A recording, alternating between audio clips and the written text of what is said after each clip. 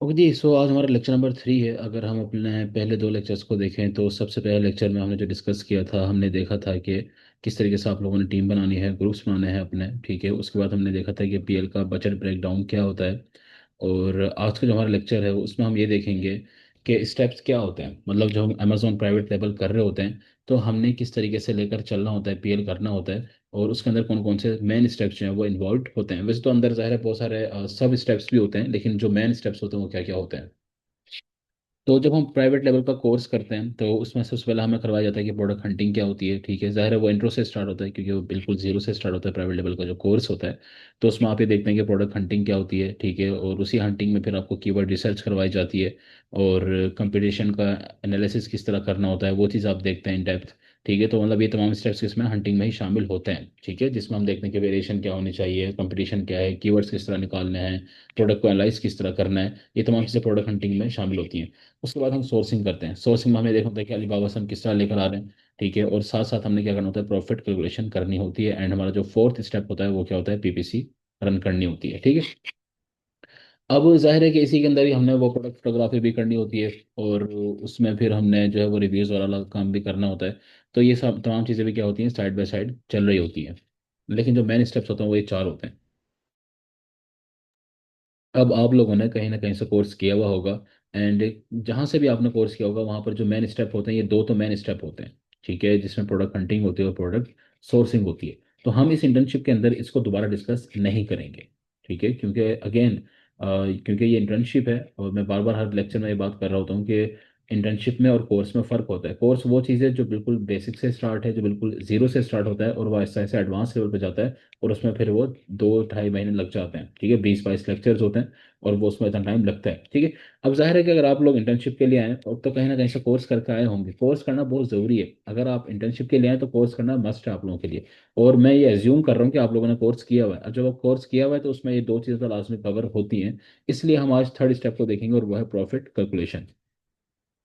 अब profit calculation क्या होती है, ये बहुत ज़रूरी होता है कि जब आपने प्रोडक्ट हंट कर ली, ठीक है, और आपने पूरा पहले एक बजट प्लान करना होता है। अब हमें ये तो पता है कि लाइक हम आइडिया ज़ाहिर है करने से पहले तो हमने डिसाइड कर सकते हैं कि कितना उसके ऊपर पीपीसी का एक्सपेंस आने वाला है। ठीक है, और हमें कितनी कॉस्ट वाला जो है पड़ने वाली है, खासतौर पर पीपीसी का, क्योंकि बाकी कॉस्ट तो आपको पता होती है, लेकिन पीपीसी का आप आइडिया नहीं लगा सकते। तो पीपीसी की हमने एक इमेजिनरी कॉस्ट, या जो हमारी कह सकते हैं कि एक्सपेक्टेड कॉस्ट होती है, वो हमने ऐड करनी होती है। ठीक है, प्रॉफिट कैलकुलेशन बहुत ज़रूरी है। बहुत सारे लोग क्या करते हैं, ये मिस्टेक करते हैं कि वो प्रोडक्ट हंटिंग कर लेते हैं, ठीक है, लेकिन उसके अंदर पीपीसी की कॉस्ट को ऐड नहीं करते। ये जो बाकी सारी कॉस्ट उसके अंदर शामिल होनी होती है वो नहीं करते। अच्छा, फिर बहुत दफ़ा ऐसा भी होता है कि क्लाइंट ये कहता है कि जी मैंने ट्रेडमार्क रजिस्टर करवाया है, उसकी कॉस्ट भी इसमें डालो। ठीक है, मैंने ब्रांड हिस्ट्री करवाई है फॉर एग्जाम्पल, हालांकि ब्रांड हिस्ट्री फ्री में होती है, लेकिन अगर वो खुद नहीं कर रहा, किसी सर्विस प्रोवाइडर से करवा रहा है, तो वो उसके भी चार्जेस लेता है। तो वो ये कहता है कि उसके भी डालो, मैंने प्रोडक्ट रिव्यूज़ के पैसे दिए हैं उसके भी इसमें ऐड करो, प्रोडक्ट पिक्चर्स बनवाई हैं हमने, वीडियोस बनवाई हैं उसके भी ऐड करो। ठीक है, तो अब जो बेचारा आपका वो वीए होता है, ठीक है, जो एज अ वीए काम कर रहा था, वो बेचारा परेशान होता है कि यार इतनी सारी कॉस्ट अगर मैं ऐड करूंगा तो प्रॉफिट तो बचेगा ही नहीं। तो प्रॉफिट क्या बचेगा। ठीक है, तो कौन कौन सी कॉस्ट हमने ऐड करनी है, कौन सी नहीं करनी है, बहुत ज़रूरी होता है। और इसी को हम क्या कहते हैं,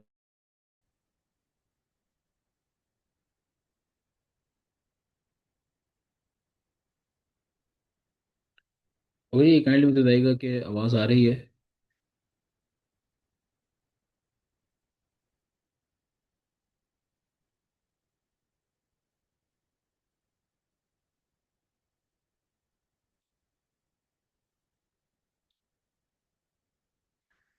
अच्छा जी, तो अभी हमने क्या देखना है, प्रॉफिट कैलकुलेशन हमने देखनी है। तो कॉस्ट कौन कौन सी आपने ऐड करनी होती है, अब आपने इस चीज़ को समझना है। देखें, सबसे पहले तो आपने ये देख लिया कि जी आपने फॉर एग्जांपल आपने जो भी प्रोडक्ट हंटिंग क्राइटेरिया आपने पढ़ा है, उस क्राइटेरिया के अकॉर्डिंग आपने प्रोडक्ट निकाल लिए। ठीक है, आपने फर्ज कर लिया कि जी आपने एक प्रोडक्ट हंट कर लिए, और फॉर एग्जांपल वो जो प्रोडक्ट है वो अमेजोन के ऊपर सेल हो रही है $20 की। ठीक है, अब आप जाते हैं अपने सप्लायर के पास, यानी कि आपको सोर्सिंग भी ज़ाहिर आती होगी। तो आपने क्या करना है, आपने गए आपने सप्लायर से जो प्राइस आपको सप्लायर ने दिया वो कितने दिए, $5 दिए। ठीक है, ये डीडीपी कॉस्ट होती है। और डीडीपी कॉस्ट का मतलब ये होता है कि वो सप्लायर आपके अमेजोन वेयर हाउस तक क्या करेगा, प्रोडक्ट को पहुंचाएगा। ठीक है, ये क्या होती है, डीडीपी कॉस्ट कहलाती है। अच्छा, अब हमने देखना है कि हमें कौन कौन सी कॉस्ट को ऐड करना है। ठीक है, तो सबसे पहले आपने क्या करना है, यूपीसी की आपने वन टाइम कॉस्ट होती है जिसको आपने तमाम यूनिट्स के ऊपर क्या करना है, डिवाइड करना है। यानी कि $30 आपको एक यूपीसी बार कोड आपको मिलता है, और वो आपकी फॉर एग्जांपल अगर एक प्रोडक्ट है, तो उसके अगर आपने 100 यूनिट परचेज किए हैं तो आपको 30 को डिवाइड करना होगा 100 के ऊपर, ठीक है। तो इस तरीके से क्या आती है, आपकी कॉस्ट निकल आती है, पर यूनिट कॉस्ट निकल आती है। मतलब आपने एक, क्योंकि एक ही दफ़ा परचेज करना होता है और एक ही बार कोड होता है, वो 100 की 100 प्रोडक्ट के ऊपर लग जाता है, बार कोड एक ही होता है, ठीक है। उसका बस प्रिंट निकलवाना होता है आपने, और प्रिंट जब आप निकलवा लेते हैं वो भी अमेजोन आपको खुद निकाल के देता है, तो उससे वो आपकी सारी प्रोडक्ट के ऊपर लग जाता है। अच्छा, उसके बाद लेबलिंग, पैकेजिंग, शिपिंग, ये सारी की सारी चीज़ें किसमें शामिल होती हैं, डीडीबी में शामिल होती हैं, तो इसका कोई खर्चा आपका नहीं होता। उसके बाद आता है इनबाउंड फी, ठीक है। ये आप अमेजोन के जो कैलकुलेटर होता है उसके ऊपर आप चेक कर सकते हैं। इनबाउंड फी का मतलब ये होता है कि अमेजोन के वेयर हाउस तक जो अब अमेजोन पहुंचाता है या डिफरेंट वेयर हाउसेज में पहुंचाता है, उसके वो कुछ पैसा आपको लेता है आपसे, वो इनबाउंड फी होती है। वो अभी हम देखते हैं कैलकुलेटर के ऊपर ये किस तरह होती है। अच्छा, ये बड़ी इंपॉर्टेंट चीज़ है कि पीपीसी का आपने क्या करना है, 3 यूनिट को आपने ऐड करना है। फॉर एग्जाम्पल वही कहता है कि अगर आप 50 यूनिट बाय कर रहे हैं, ठीक है, अगर आप एक प्रोडक्ट के 50 यूनिट बाय कर रहे हैं तो आपकी कॉस्ट कितनी होगी। तो आप क्या करेंगे, यूपीसी कॉस्ट, यानी कि हमने बात की थी कि 30, अगर आपको $30 का एक यूपीसी कोड मिलता है, ठीक है, तो आप क्या करेंगे, उसको 30 को डिवाइड करेंगे 50 के ऊपर, तो आ जाएगा $0.6, ठीक है। यानी कि आपको 5 की तो ये मिल रही है, अब 5 में आपने मजीद कितना ऐड करना है, 0.6 ऐड करना है। उसके बाद आप देखते हो जी इनबाउंड फी कितनी है, फॉर एग्जाम्पल 0.32 आपको पड़ती है, ठीक है। अच्छा, ये ना मैं आपके सामने यहाँ पे खोल लेता हूँ, ये एक कैलकुलेटर है, ठीक है। फॉर एग्जाम्पल ये वाली एक प्रोडक्ट है, हमने कहा कि आइटम कितने का सेल हो रहा है, $20 का क्या हो रहा है, अमेजोन के ऊपर सेल हो रहा है, ठीक है। देखो यहाँ पर आ जाओ। अच्छा, कोई हमने करना होता है, हम ईस्ट में रखें इसको। अब वो ये बता रहा है कि जी आपकी अगर $20 की अगर आपकी प्रोडक्ट सेल हो रही है, और हम ये कहते हैं कि जी हमारे जो हैं वो, हमें ये कितने की मिल रही है, हमने क्या कहा कि अमेजोन से हमें कितने की मिल रही है ये प्रोडक्ट, 5 की मिल रही है, तो हम यहाँ पे लिख देंगे 5, ठीक है।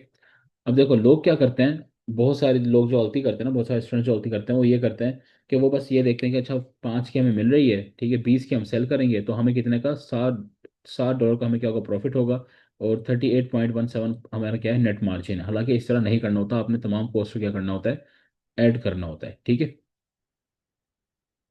अच्छा जी, उसके बाद जब हम आएंगे यहाँ पर, अब देखो हमने ये कहा कि जी हमारी जो प्रोडक्ट है उसमें $0.6 भी मजीद ऐड होगा। उसके बाद इनबाउंड फी क्या है, $0.3 है, और पीपीसी पर यूनिट कितनी है हमारे पास, $3 है, ठीक है। तो टोटल कॉस्ट हमारी कितनी बन जाएगी, 8.92 पड़ जाएगी। अच्छा, इनबाउंड का अगर हम देखें, इनबाउंड कहाँ पर होती है, तो अभी ये जनवरी से सितंबर चल रहा है, यहाँ तक हो गई।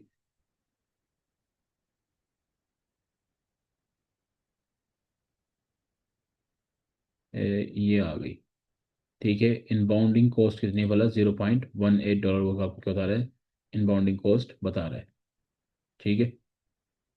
ये इनबाउंडिंग कॉस्ट है,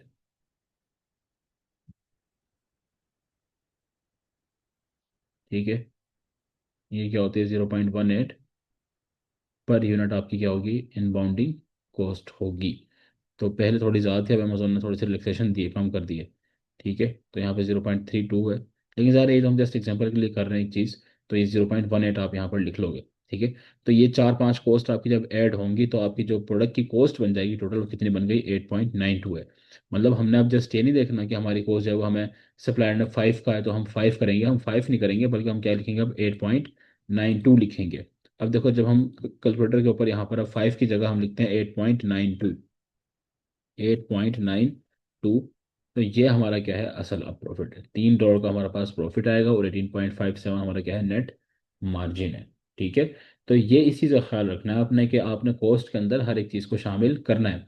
अच्छा, ये भी एग्जैक्ट नहीं होती अभी, ये भी अभी एग्जैक्ट नहीं होती, क्योंकि अभी हमने यहाँ पर पीपीसी लगाई है पर यूनिट के हिसाब से $3। हो सकता है कि आपको ज़्यादा लगाने पड़ जाए, हो सकता है पीपीसी कॉस्ट आपकी 6 हो जाए, 5 हो जाए, 7 हो जाए, ठीक है, तो फिर ये और कम हो जाएगा प्रॉफिट आपका। लेकिन हम एस्टिमेटेड हमने लगानी होती है, अंदाजे से हमने लगानी होती है, हमें लगता है कि यार एक प्रोडक्ट है, ठीक है, ये 50 यूनिट हमने लिए हैं, तो एक यूनिट को फॉर एग्जांपल, अब देखें अगर हम 50 को मल्टीप्लाई कर दें 3 के साथ, तो आई थिंक जो है ये हमारे $150 जो है वो बनते हैं। तो हम ये करेंगे 50 यूनिट को बेचने के लिए हम $150 की क्या चलाएंगे, पीपीसी रन करेंगे, ठीक है, पर यूनिट के हिसाब से $3 है। तो ये इस तरह आपने क्या करना होता है, एस्टिमेट कॉस्ट लगानी होती है। ये ज़्यादा भी हो सकती है, मतलब ये कोई फिक्स नहीं होती है, ज़्यादा भी हो सकती है, लेकिन एस्टिमेटेड हमने क्या करना होता है, इस तरीके से करना होता है। तो ये वो कॉस्ट होती हैं जो आपको लाजमी ऐड करनी होती है जब आप अपने प्रोडक्ट को निकाल रहे होंगे। ठीक है। अच्छा, अब यहाँ पर बात आती है कि जी हमारी जो ट्रेडमार्क हमने करवाया उसकी कॉस्ट हम किस तरह ऐड करेंगे, या फिर हमने जो पिक्चर्स बनवाई हैं और बाकी तमाम चीज़ें हैं, वो कॉस्ट इसमें ऐड नहीं की जाती हैं। ये बात ध्यान में रखिएगा कि अगर आपका सप्लाई और आपका जो क्लाइंट है वो भी अगर आपसे ये बात करता है ना कि जी वो उन कॉस्ट को भी ऐड करो, तो आपने उसके बाद समझानी है कि भाई वो जो कॉस्ट होती है वो आहिस्ता आहिस्ता क्या होती है, जब प्रॉफिट में हम आना शुरू होते हैं तो वो आहिस्ता आहिस्ता रिकवर हो जाती है। लेकिन ये नहीं हो सकता कि हम इसी प्रोडक्ट के अंदर सब कुछ डाल देंगे। अब आप खुद सोचो कि अगर मैं हर एक चीज़ को इसके अंदर ऐड कर दूं, ठीक है, तो ये तो फिर हमारी कॉस्ट ही पता नहीं, अभी तो $8 की प्रोडक्ट की जो प्राइस है वही 20 बन जाएगी। ठीक है, प्रॉफिट तो कहीं भी नहीं बचेगा, जीरो प्रॉफिट, बल्कि जीरो क्या माइनस में चला जाएगा। तो हर कॉस्ट को हमने ऐड नहीं करना होता, हमने बस ये देखना है कि उस प्रोडक्ट के ऊपर क्या खर्चा हो रहा है। ठीक है, उस प्रोडक्ट के रिलेटेड क्या हो रहा है। इस तरह तो फिर आप हर चीज़ को शामिल कर लो, फिर तो आप आने जाने के पैसे डाल लो। ठीक है, खाने पीने के भी डाल लो कि जी इस प्रोडक्ट को लाने के लिए हमें लंच भी करना पड़ा था, बीच में हमने डिनर भी किया था, तो वो भी इसमें ऐड करो। तो इस तरह नहीं होता, हर हर कॉस्ट को हम इसके अंदर शामिल नहीं करते। ये वाली जो कॉस्ट होती है चार, बस ध्यान में रख लो, इनको आपने ऐड करना होता है। बाकी का जो खर्चे होते हैं वो ज़ाहिर बिजनेस को बनाने के लिए तो चाहिए होता है ना। अब देखो बड़ी इसकी एक सिंपल एग्जांपल है कि अगर आपने एक दुकान बनाई है, फॉर एग्जाम्पल आपने दुकान बनाई, 20 लाख रुपए की आपने दुकान बना ली। ठीक है, अब आपने उसके ऊपर कपड़ा बेचना है, आपने कपड़ा भी मंगवा लिया। अब आप जब कपड़ा बेचोगे तो आप बस कौन कौन सी कॉस्ट ऐड करोगे। आप ही कहोगे यार मैं फलां जगह, फॉर एग्जाम्पल मैं अभी अभी आप मुल्तान में, आप कहते हैं जी कराची से हमने माल लिया था, ठीक है, इन्वेंट्री हमने परचेज की थी, तो हमारा इतना पेट्रोल का लग गया था। चलो आप गैस, सॉरी गैस का तो नहीं, लाइट का लगा लो, ठीक है, लाइट चल रही है दुकान के अंदर, उसका भी आप खर्चा ऐड कर सकते हो। भाई यही करोगे ना। अब ये थोड़ी का आप ये बोलोगे 20 लाख जो मेरा बना है अभी, उस 20 लाख को भी मैं इसी में से निकालूंगा, तो इससे थोड़ी पॉसिबल होता है, इससे तो फिर कुछ भी नहीं बचेगा आपके पास। बात समझ आ रही है। तो ये बात मैं आपको इसलिए समझा रहा हूँ कि आपने आगे क्लाइंट को ये बात समझानी है कि हर कॉस्ट को हम इसके अंदर शामिल नहीं करते, आहिस्ता आहिस्ता अपना खर्चा पूरा होता है। ठीक हो गया। तो ये वो कॉस्ट होते हैं जो इसको आपने ऐड करना होता है। ओके जी, असाइनमेंट क्या है आप लोगों की। असाइनमेंट आप लोगों की ये है कि आप लोगों ने एक प्रोडक्ट को फाइंड करना है। ठीक है, किस तरह फाइंड करना है, आपने अलीबाबा के ऊपर जाना है और आपने क्या करना है, कोटेशन लेनी है और इस तरीके से आपने प्रॉफिट कैलकुलेट करना है। ठीक है, जब वो जैसा भी हमने यहाँ पे फर्ज किया था कि हमें जो है वो प्राइस मिली है $5 की, तो आपने फर्ज करना है कि आपको आपने उनके पास रियल में जाकर, ठीक है, प्रैक्टिकल करना है आपने, you have to do practical. ठीक है, हमारा फोकस क्या है, तमाम तर इंटर्नशिप के अंदर हमारा फोकस है कि एक काम को आप रियल वे में करो। ठीक है, जस्ट सुनने की हद तक नहीं है, जस्ट मैंने तो यहाँ पे बता दिया आपको $5 है। ठीक है, आपने जाकर अब करना है इस काम को। आप जाओ सप्लायर के पास, अलीबाबा के पास जाओ और उससे जाकर कोटेशन लो। ठीक है, प्रोडक्ट ढूंढो पहले। आपने ढूंढ रखी होगी ज़्यादा, कहने कहीं से आपने कोर्स किया है अगेन। ठीक है, तो आप लोगों ने अभी तक हंटिंग कर रखी होगी, नहीं कर रखी तो हंटिंग करना स्टार्ट करो। ठीक है, हंटिंग का क्राइटेरिया आपको पता होगा, उसके अकॉर्डिंग आप क्राइटेरिया के अकॉर्डिंग आप अपनी प्रोडक्ट हंटिंग स्टार्ट करो। ठीक है, उसकी सोर्सिंग करो और उसके बाद आप क्या करो, फिर इस तरीके से आपने कॉस्ट ऐड करनी है, उसका एक प्रॉफिट निकालना है। ये ना सोचो क्लाइंट नहीं है, फला नहीं है, फला नहीं है, छोड़ दो उस चीज़ को, प्रैक्टिकल करना स्टार्ट करो। क्लाइंट जब आएगा आता रहेगा, आपको ये चीज़ें पहले आनी चाहिए। और इन चीज़ों के लिए आपको क्लाइंट की ज़रूरत है भी नहीं। ठीक है, इनमें कहीं आपको कोई पैसे नहीं लगेगा, अभी सिर्फ आप एक इन्फॉर्मेशन कलेक्ट कर रहे हैं, अभी आपने जाकर उनसे बात करनी है, कोटेशन लेनी है, उसके अंदर कोई पैसा इन्वॉल्व नहीं है। ठीक है, तो आप पहले इस काम को प्रैक्टिकल करना स्टार्ट करो। ठीक हो गया। अच्छा, यहाँ पर हो सकता है अब जो बातें मैं कर रहा हूँ, जाहिर है कि बहुत सारे लोग जो बिल्कुल न्यू भी हैं, जो बिल्कुल जीरो लेवल पर हैं, ठीक है, वो क्या कहते हैं, उनको ये चीज़ समझ में नहीं आ रही होंगी, तो वो आपको आएंगे भी नहीं। मैं बड़ा स्ट्रेट फॉरवर्ड बोल रहा हूँ, आई डोंट नो आपको ये बात किस हद तक समझ में आती है, क्योंकि ये हमेशा ये प्रॉब्लम फेस करनी पड़ती है। बहुत सारे स्टूडेंट वो भी आते हैं क्योंकि जाहिर है वो बस इसलिए आते हैं कि यार चलो फ्री की है, हम इसमें लग जाते हैं। ठीक है, देखिए इट्स नॉट अबाउट फ्री। ठीक है, इट्स अबाउट लर्निंग और प्रैक्टिकल करना। तो ये उन लोगों के लिए होती है बेसिकली इंटर्नशिप, जिन्होंने कहीं ना कहीं से कोर्स किया हुआ होता है, जिनको तमाम बेसिक्स का पता है। अब अगर एक बंदे को अमेजोन का ही नहीं पता, कि अगर उसको ये नहीं पता कि रेटिंग क्या है, रिव्यूज क्या है, ठीक है, लिस्टिंग क्या चीज़ होती है, ठीक है, हंटिंग क्या होती है, क्राइटेरिया क्या होता है, अगर एक बंदे को ये चीज़ें भी नहीं पता, तो आप किस तरह एक्सपेक्ट कर लोगे उसको ये बात समझ में आएगी। और ये चीज़ें फिर हम उसको सिखा नहीं सकते। इंटर्नशिप का अभी आपका तीसरा लेक्चर आएगा, आपके 4-5 लेक्चर और बाकी हैं, उसके बाद आपकी इंटर्नशिप जो होती है एंड हो जाती है, क्योंकि प्रैक्टिकल फोकस कर रहे हो। ठीक है, तो वो तो कोर्स होता है जो आपने करना है, फिर वो कोर्स है। ठीक हो गया।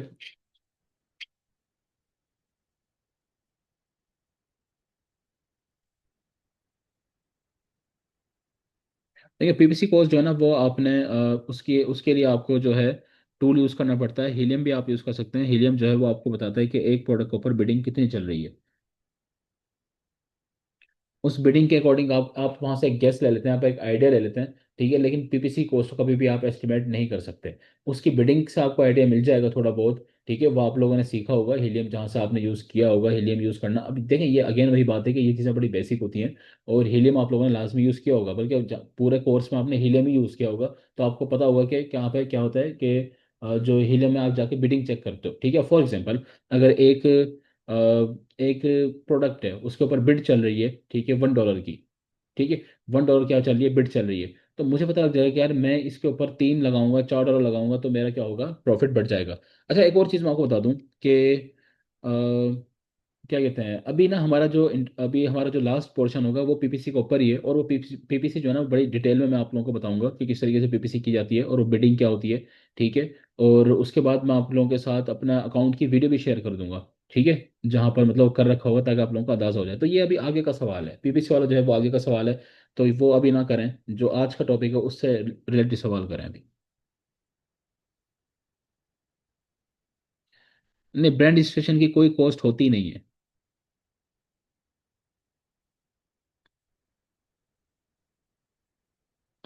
ब्रांड रजिस्ट्री जो होती है ना, वो अमेजोन पर आपकी होती है, और वो बिल्कुल फ्री होती है, उसकी कोई कॉस्ट नहीं होती।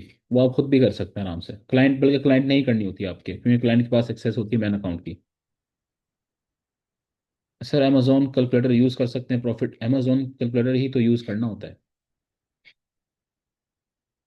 आवाज़ स्लो है? अच्छा, आवाज़ शायद इसलिए स्लो है क्योंकि मेरे, आई डोंट नो, हालांकि इंटरनेट का इशू होना चाहिए, लेकिन यहाँ पर लिखा हुआ भी है मेरे पास कि मुझे यहाँ पे मेरे एरिया में जो है वो इंटरनेट का इशू है। तो शायद इसलिए आवाज़ स्लो आ रही है आप लोगों को।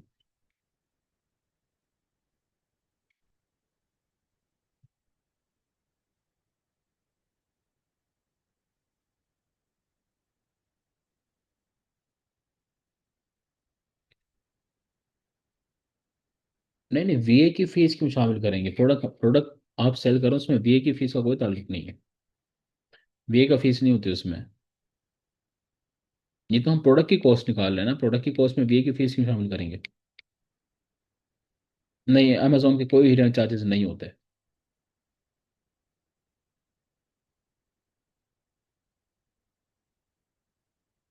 अगर आपकी $3500 का हमारा बजट है, and which price product and how many units do you suggest? देखिए, जो हमारी अब हमारी जो टेस्ट लॉन्च होती है उसमें हमारी कोशिश होती है ये कि हमने 50 से 100 यूनिट हमने क्या करना, परचेज करने। ठीक है।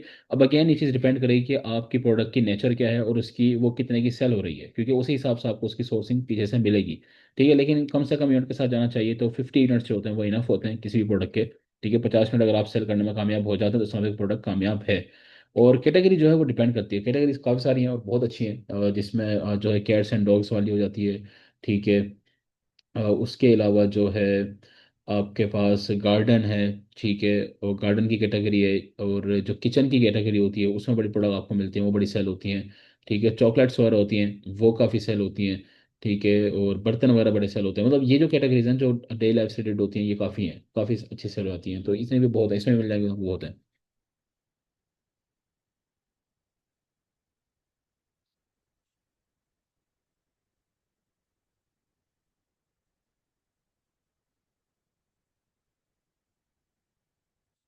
देखिए, प्राइस जो है ना इस प्रोडक्ट की जो है वो आपको, मतलब अगेन ये सोर्सिंग के ऊपर ज़्यादा डिपेंड करेगा कि आप कितने की मिल रही है, लेकिन आप अभी तो लो के ऊपर ही जाए ना।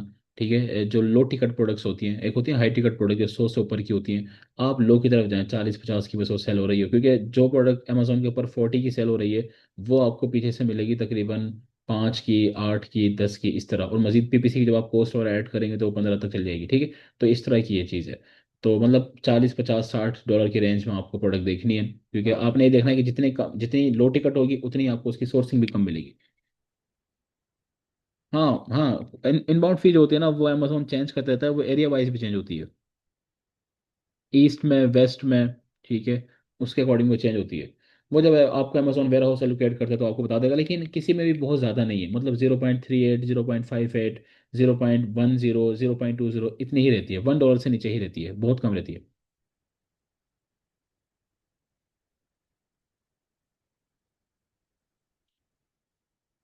प्रोडक्ट चाहे 40 के ऊपर, सोर्सिंग अच्छी होनी चाहिए, mean less price. Yes. Okay जी। और कोई सवाल अगर आज के लेक्चर से रिलेटेड आप लोगों को क्वेश्चन है तो आप लोग कर सकते हैं। एंड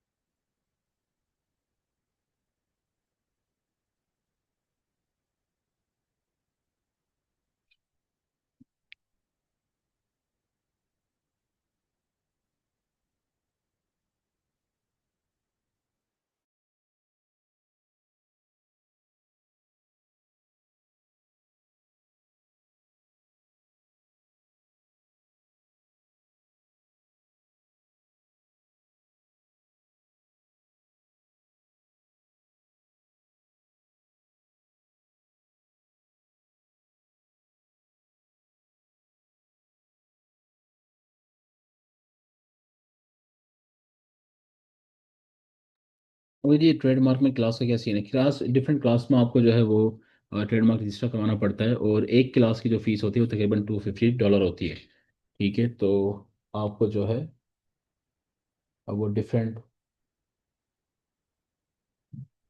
क्लासेस में, हर क्लास में आपको क्या होता है, रजिस्टर करवाना पड़ता है अपना ट्रेडमार्क।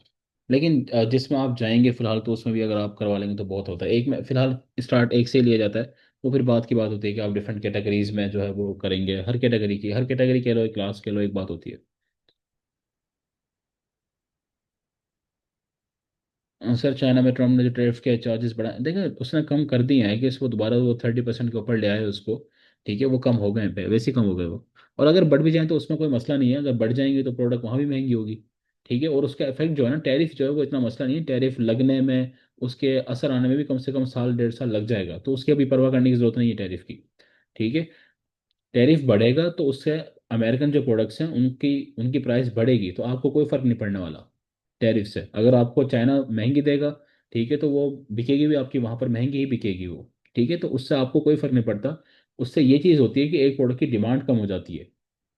फॉर एग्जाम्पल, अगर हमारे यहाँ पर एक गाड़ी है, ठीक है, वो 10 लाख रुपए की मिल रही है।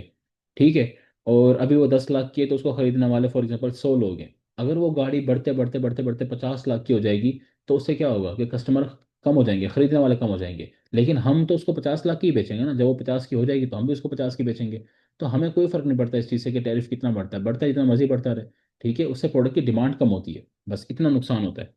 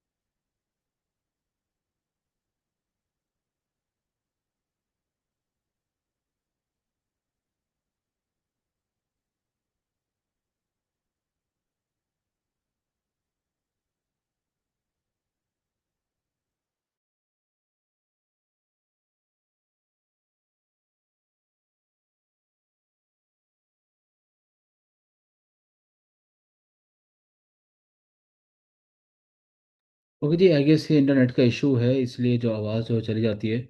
अच्छा सर, टेस्ट लॉन्च के लिए ट्रेडमार्क और without trademark if L C is available. Sir, test launch के देखिए, टेस्ट लॉन्च आप अगर प्राइवेट लेवल के ऊपर काम कर रहे हैं और प्रॉपर आप लोगों ने काम करना है, ठीक है, आपके क्लाइंट ने काम करना है, तो वो अगर तमाम चीज़ों को साथ लेकर चलेगा तो उससे उसका बिजनेस ग्रो करता है। ठीक है, ट्रेडमार्क का फायदा होता है कि आपको ब्रांड रजिस्ट्री हो जाती है। आपकी ब्रांड रजिस्ट्री होगी तो आपको A+ कंटेंट मिल जाएगा। ठीक है, तो ये चीज़ होती है, मतलब वो चीज़ आपको फायदा देगी। और फिर आपकी जो है ना वो लिस्टिंग हाईजैक नहीं होती, अगर आपका ट्रेडमार्क रजिस्टर्ड है, आपका ब्रांड रजिस्टर्ड है अमेजोन के ऊपर, तो आपकी लिस्टिंग हाईजैक नहीं होती। ठीक है, आपको A+ कंटेंट मिलता है, आप ज़्यादा अच्छे तरीके से काम कर सकते हो, आपकी प्रोडक्ट के ऊपर जब ब्रांडिंग होगी तो कस्टमर उससे ज़्यादा परचेज करेगा। ठीक है, तो ये फायदे होते हैं, करने को तो आप उसके बगैर उसके कर सकते हो। आप ट्रेडमार्क भी ना करवाओ, ब्रांड रजिस्टर ना करवाओ, लेकिन उससे फिर आपकी सेल्स के ऊपर असर आएगा, और वो फिर आपकी टेस्ट लॉन्च जो है वो कामयाब होती भी नहीं है इस तरीके से। मतलब आपको देखें, अब फॉर एग्जाम्पल, आपने ट्रेडमार्क भी नहीं करवाया, आपने लोगो भी रजिस्टर नहीं करवाया, कुछ भी नहीं करवाया आपने। ठीक है, टेस्ट लॉन्च आपने कर दी, तो कहीं ना कहीं वो चीज़ माइंड में आपके रहेगी कि यार शायद यही वजह है कि मेरी प्रोडक्ट कामयाब नहीं हो रही, क्योंकि मेरा ब्रांड ही रजिस्टर्ड नहीं है, मेरा कोई ब्रांड ही नहीं है, शायद यही तो वजह नहीं है। तो आप किस तरह फिर कह सकते हो कि यार आपकी प्रोडक्ट का क्या फैक्टर है, जब ये तमाम फैक्टर्स आपके पूरे होते हैं फिर आपको पता होता है कि यार ये वाला तो सारा कुछ पूरा है, तो कोई और वजह है ना काम होने की। ठीक है, इसलिए हर चीज़ को प्रॉपर करके करना चाहिए, तो कर सकते हैं, ये डिपेंड करता है, मतलब मैं इसमें कोई मशवरा आपको दे नहीं सकता कि कर लो। ठीक है, आप करोगे तो उसका नुकसान होने के चांसेस हैं, उसमें नुकसान यही हो सकता है कि आपको नहीं पता चलेगा कि आपकी टेस्ट लॉन्च कामयाब है, तो अगर वो कामयाब नहीं हो रही तो वो क्यों कामयाब नहीं हो रही, आप इस चीज़ को कभी भी जज नहीं कर पाओगे। ठीक है, तो इसलिए करवाना बेटर होता है।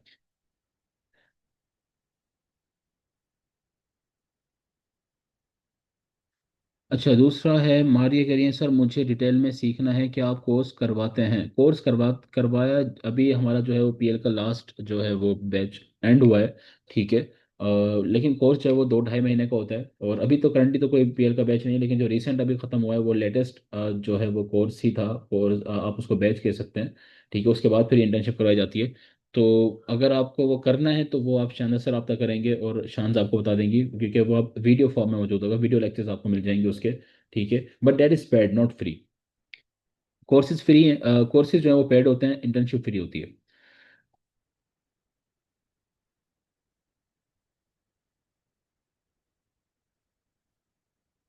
सर आप ऑडिट का टॉपिक भी एक्सप्लेन करेंगे आप नेक्स्ट? नहीं, ऑडिट का टॉपिक जो है वो एक्सप्लेन नहीं होगा, क्योंकि ऑडिट जो है वो बिल्कुल एक डिफरेंट लेवल की चीज़ है। और वो उस वक्त है जब आपका बहुत बड़ा बिजनेस आप रन कर रहे हैं प्राइवेट लेवल के अंदर, और आपके जो है वो लिटरली कोई हज़ारों की संख्या एक्सपेंसेस हैं, या आपने कोई 5 7 10 प्रोडक्ट जो है लॉन्च कर रखी हैं, हर एक का अलग का पीपीसी एक्सपेंस है। हर एक चीज़ जो है वो बड़ी डिफरेंट है। ठीक है, फिर कहीं जाके आपको ऑडिट की जरूरत पड़ती है, आपको एक ऑडिटर की जरूरत पड़ती है। उसके अलावा आपको ऑडिट की जरूरत नहीं है। जब आप एक टेस्ट लॉन्च कर रहे हैं जिसमें आपके यूनिटी 50 है, तो वो लिटरली आपको वर्बली याद होता है कि इसके ऊपर इतना खर्चा हुआ है। तो वो ऐसा कोई बड़ी चीज़ नहीं होती। ठीक है, तो ऑडिट में टाइम ज़ाया करने की या माइंड को उलझाने की जरूरत नहीं है। और वक्त के साथ वो चीज़ आप खुद भी सीख जाते हैं किस तरीके से आपने प्रोडक्ट को ऑडिट करना है, या आप काइंड ऑफ उसका हिसाब किताब रखना है। वो सिंपल रख के चलेंगे तो वो ज़्यादा अच्छा होता है, इसलिए वो चीज़ को कवर नहीं करवाया जाता। ओके जी, आई गेस आज के लेक्चर से रिलेटेड तो जो है वो क्वेश्चन कोई भी नहीं आया। तो अगर आप लोगों को समझ में आ गया है तो try to do it practically. ठीक है, मैं बार बार फोकस कर रहा हूँ प्रैक्टिकल के ऊपर। ठीक है, आप जो है वो प्रैक्टिकल करें, लाजमी करें। अगर आप प्रैक्टिकल नहीं करेंगे, जस्ट सुनकर चले जाएंगे और कुछ भी नहीं, तो again again that's your loss, और किसी चीज़ को कोई फायदा भी नहीं है। ओके जी, मारिया का मैसेज है, ओके सर मैं कांटेक्ट कर लूंगी, but can you please explain कि उसमें क्या क्या है? उसमें A to Z सब कुछ है। ठीक है, कोर्स के अंदर A to Z सब होता है, वो जीरो टू एडवांस होता है। और उसके अंदर वो आप शाम से रब्ता करेंगी तो आपको जो है वो भी सेंड कर देंगी, जो उसका कंटेंट होता है। ठीक है, उसमें सारा कुछ लिखा होता है कि उसमें आपको क्या क्या कवर करवाया जाता है। एंड प्लस जो होता है वो मेंटोर सपोर्ट होती है। ठीक है, मेंटोर सपोर्ट का मतलब ये है कि आप जो है वो आप अगर आप प्रोडक्ट लॉन्च कर रहे हैं, प्रॉपर क्लाइंट के साथ आप काम कर रहे हैं, तो आपको मेंटोर सपोर्ट पूरी मिलती है उसके अंदर। सर आपकी मेंटोरशिप का क्या सीन है? ये आप शायद से बात कर लें सारे, जिनको कोर्स वगैरह करना है, ये मेंटोर वगैरह का जो भी आपने सीन देखना है। सर डीटीपी चार्जेस फिक्स होते हैं या निगोशिएट करने? बिल्कुल निगोशिएट करने होते हैं, सप्लायर के साथ आपने बात करनी है। जितनी अच्छी आप उनसे डील लेंगे उतना बेस्ट होता है। और सप्लायर जो है उससे बात करना एक फन है। ठीक है, एक टैलेंट है उससे बात करना भी, और ये एक बड़ी ट्रिक करनी पड़ती है। बल्कि ये वीडियोस अगर मेरे पास होंगी तो मैं आपको दिखा दूंगा, वो शेयर करवा दूंगा आप लोगों को। ठीक है, सप्लायर के साथ ऐसा ताल्लुक बना लो कि वो, चाइना वाले तो वैसे ही बड़ा आपको पसंद करते हैं, पाकिस्तानी को इतनी अच्छी दोस्ती है। ठीक है, तो वो अक्सर यहाँ पर आते भी रहते हैं। तो ये मतलब उनके साथ बात करनी पड़ती है, अगेन अगेन ये पूरे एक डिस्कशन है, फिर वो किसी दिन करेंगे, मतलब ज़ाहिर है, वो आप लोगों ने की होगी, कर चुके होंगे आप लोग। नहीं, ऑब्वियसली डीडीपी का मतलब ये है कि वो बंदा आपके जो वेयर हाउस है वहां तक प्रोडक्ट को पहुंचाएगा। ठीक है, तो आपकी प्रोडक्ट के ऊपर डिपेंड करता है। अब अगर एक बंदे की प्रोडक्ट ही 1 kg की है तो उसके अलग चार्जेस होंगे, एक बंदे की प्रोडक्ट है 10 kg की, उसके अलग चार्जेस होंगे। ठीक है, सेम किस तरह हो सकते हैं? प्रोडक्ट के हिसाब से होंगे।